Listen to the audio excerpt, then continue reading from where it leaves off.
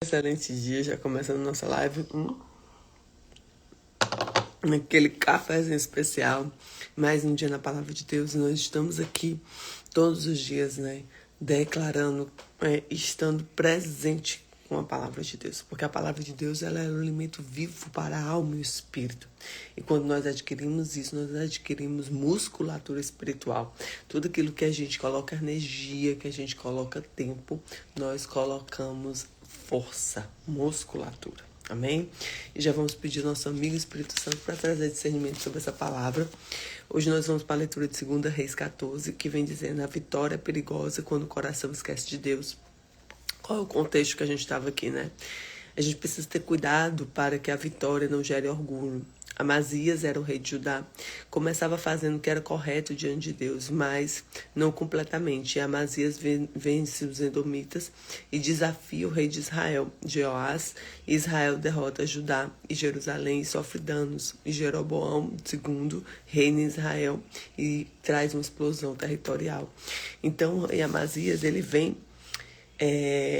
com a soberba, com o orgulho, e aí ele se perde, ele realmente deixa que as emoções elas tomem conta. E a gente precisa estar cuidando disso todos os dias, porque as nossas emoções elas oscilam, as nossas emoções muitas vezes a palavra diz, né, o coração é enganoso, então a sede das nossas emoções ela precisa ser administrada com clareza e calma. Né? Então já vamos ler essa palavra e colocar a nossa vida aqui no altar do Senhor, amém? Espírito Santo traz discernimento sobre essa palavra. E diz assim: no 2º ano de Joás, filho de Joacás, rei de Israel, começou a reinar Amazias, filho de Joás, rei de Judá. Tinha 25 anos quando começou a reinar, e 29 anos reinou em Jerusalém, e era o nome da sua mãe Jeodã, de Jerusalém. Ele fez o que era reto diante do Senhor, ainda que não como Davi seu pai. Fez, porém, conforme fizera Joás seu pai. Então, somente dos altos que tiravam, porque ainda o povo sacrificava e queimava incensos dos altos. Ainda existia essa permissão aqui. Sucedeu, pois, que sendo já rei, confirmado na sua mão, matou os servos que tinham matado o rei seu pai. Porém, os filhos e matadores não matou, como está escrito no livro da lei de Moisés, o qual o Senhor deu ordem, dizendo: não matarão os pais por causa dos filhos, e os filhos não matarão por causa dos pais, mas será cada um morto pelo seu pecado. Amazias feriu 10.000 edomitas no vale de Sal e tomou Sela na guerra, e chamou o nome de Joctel até o dia de hoje. Então Amazias enviou o mensageiro de Joás, filho de Joacás, filho de Jeú, rei de Israel, dizendo: vem, vejamo-nos face a face. Porém Joás, rei de Judá, enviou a Amazias, rei de Judá, dizendo: o cardo que está em Líbano enviou ao cedro que está em Líbano, dizendo: da tua filha por mulher o meu filho, mas animais do campo estavam em Líbano, passaram e pisaram o cardo. Na verdade, feriste os edomistas no coração e se exobeceu, ou seja, soberba. Cuidado com a soberba. Isso eu falo porque por experiência própria. Em algum momento, eu achei, né, que tipo assim, tô bem, tô tranquila aqui. E aí é onde a gente é soberba, que a gente acha que tá tudo certo. A gente tem que ficar muito ligado, tá? Presta atenção. Soberbeceu e glória-te disso, e fica em tua casa, e porque estremeceria o mal que caíres tu e Judá contigo? Mas Amazias não ouviu, né? Não ouviu, e subiu a Joás, rei de Israel, e Amazias, rei de Judá. Viram-se face a face em Bet-Semes, que está em Judá.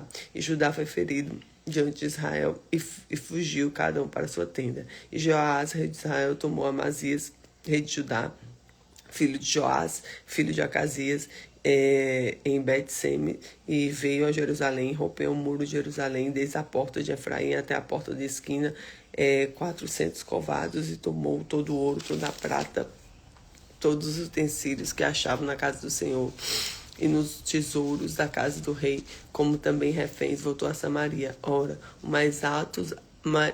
o mais dos atos de Joás, o que fez de seu poder, como pelejou contra Amazias, rei de Judá, porventura não está escrito no livro de crônicas dos reis de Israel?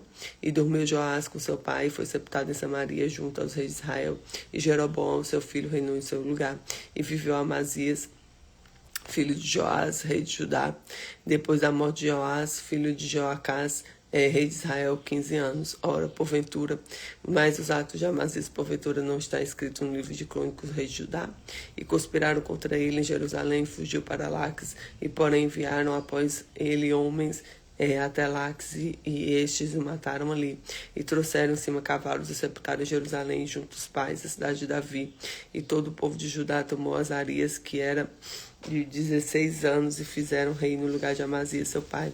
E Azarias edificou Alade e restituiu Judá, depois que o rei dormiu com seus pais. No 15º ano, Amazias, filho de Joás, rei de Judá, começou a reinar em Samaria.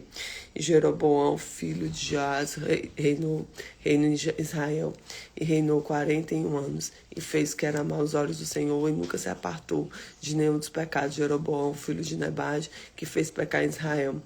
E também estabeleceu termos de Israel, desde a entrada do Ramate até ao mar de planície, conforme a palavra do Senhor, Deus de Israel, qual falara no ministério do servo de Jonas, filho do profeta Amitai, e o que era em Gate, Fé, porque viu o Senhor que a miséria de Israel era muito amarga, que nem havia encerrado, nem livre, que nem ajudasse Israel.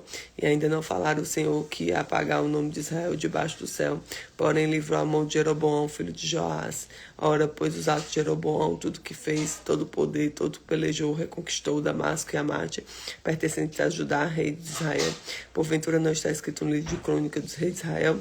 E Jeroboão dormiu com seu pai, com seus pais, o rei de Israel, e Zacarias, seu filho, reinou em seu lugar. Então ele começou a trabalhar na expansão territorial no reinado de Jeroboão, tá? Então o que a gente tira de ensinamento aqui, ó? Começar bem não significa terminar bem. Fidelidade precisa ser constante. A gente achar que tá tudo bem, que a gente não precisa de Deus. Sempre precisamos todos os dias. Todos os dias a gente precisa da misericórdia. Por isso que as misericórdias se renovam a cada manhã. Nós precisamos da graça de Deus, que é o favor merecido. Não é porque a gente merece, não é porque eu sou bonzinho, não é porque eu faço isso, eu faço aquilo. É porque Deus é bom. A identidade de Deus é porque Ele é bom. Não é porque eu mereço, é porque Ele é bom. Entendeu? Então, outro ponto. Segundo, as vitórias podem gerar orgulho. Nós temos que ter muito cuidado no tempo de deserto. Mas mais cuidado ainda no tempo de abundância. Porque a abundância, ela cega se você deixar o orgulho entrar. E a soberba. Então, nós devemos o quê? Vitórias podem gerar orgulho. Amazias, ele fica confiante depois de derrotar os edomitas, vencer os edomitas. E esse sucesso, ele começou, cara, o meu exército aqui é top, eu vou pra cima agora e vou destruir e vou começar a guerrear. E é onde ele se perdeu e ele desafia Israel. E não tem essa guerra, Deus não tá nessa guerra. A gente tem que saber quais são as guerras que nós devemos lutar. Nós devemos saber que guerra que o Senhor quer que eu lute. Aonde é que Ele quer que eu ponha a mão. Porque a gente fica pondo a mão em várias coisas, achando que nós somos detentores da força maior. E não, nós estamos aqui pela graça. Nós estamos aqui porque nós temos a misericórdia do Senhor todos os dias. Nós temos a graça de Deus, que é o favor imerecido. Então, que sempre a gente tenha um coração humilde. Porque o orgulho aqui fez com que Amazias ele se perdesse. Bom dia, Alexandre. Deus te abençoe. Então, olha só, então o sucesso pode tornar uma armadilha espiritual. Cuidado, o sucesso pode tornar uma armadilha espiritual. Fica coraçãozinho aí humildezinho, tá? E no Senhor, dependente dele. Nem toda batalha precisa ser limitada, né? Precisa ser lutada. Não é limitada, é lutada. Amazias cria guerras desnecessárias. Sabedoria também é saber evitar conflitos. O orgulho, ele traz consequências. Quando o orgulho governa, decisões erradas aparecem. Deus continua trabalhando mesmo em tempos difíceis, porque Deus é fiel. Então, preste atenção. Sem guerra, preste atenção nisso aqui, que não é para você. Tem situações que é Deus. Várias vezes Deus fez isso comigo. Eu queria pôr a mão. Aí Deus disse assim, ei, tá pensando que você é quem? Entendeu? Eu estou no controle dessa situação. Várias coisas com as minhas filhas. Tem situações com as minhas filhas que eu olho assim, eu quero pôr a mão. E Deus não, é comigo. Sou eu e ele, eu e elas. Entendeu? Então a gente precisa saber qual é a guerra que a gente tem que pôr a mão. Sabedoria também é evitar conflitos. Amém? Então Deus coloca isso no meu coração hoje também para você, que a fidelidade dele é maravilhosa. Então declare hoje comigo: eu vou viver com humildade e fidelidade com Deus. Eu vou viver com humildade e fidelidade com Deus. Eu vou viver com humildade e fidelidade com Deus. Amém? Então que Deus te abençoe, que a palavra dele te invada hoje, que a presença dele esteja contigo, porque tem uma coisa poderosa. Existe a presença, que em todo lugar Deus está. Sentindo o pior lugar Deus está, tá. Deus é onipresente, onipotente, onisciente. Porém, não é todo lugar que Deus se manifesta. Todo lugar Deus está. Mas não é todo lugar que Deus se manifesta. Então, nós temos que estar realmente com o coração aberto para a manifestação de Deus na nossa vida. A manifestação da presença é diferente. E quando você experimenta isso, você não quer outra coisa. Você não quer outra coisa. Você não quer uma casa de qualquer forma. Você quer uma casa com manifestação da presença. Você não quer uma igreja de qualquer forma. Você quer uma igreja que ela tenha a manifestação da presença. Você não quer um casamento de qualquer forma. Você quer um casamento com manifestação da presença. Você não quer uma família, um trabalho, uma empresa de qualquer forma. Você quer uma empresa com a manifestação da presença. E que a manifestação da presença esteja hoje sobre nós. Muito bom ter você aqui, tá? Vamos marcar o nosso, café especial que a gente precisa conversar. Deus abençoe sua vida. Você que vai assistir essa live depois, que Deus te abençoe. E fica ligado. Os reis aqui, o governo fala muito e ele ensina muito. Nós vemos aqui vários tipos de mentalidade de governo e a gente aprende muito com os reis.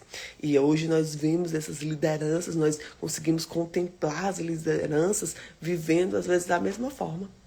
Né? Como Davi, lideranças como Salomão, lideranças como José, lideranças como Esther, Ruth. Então, assim, nós conseguimos contemplar isso. Então, a palavra ela é muito rica. Deus te abençoe. Eu vou aqui acordar o aniversariante. Vamos ver aqui como é que tá aqui. E Deus abençoe sua vida. Nós vamos ter um dia abençoado. Fica com Jesus.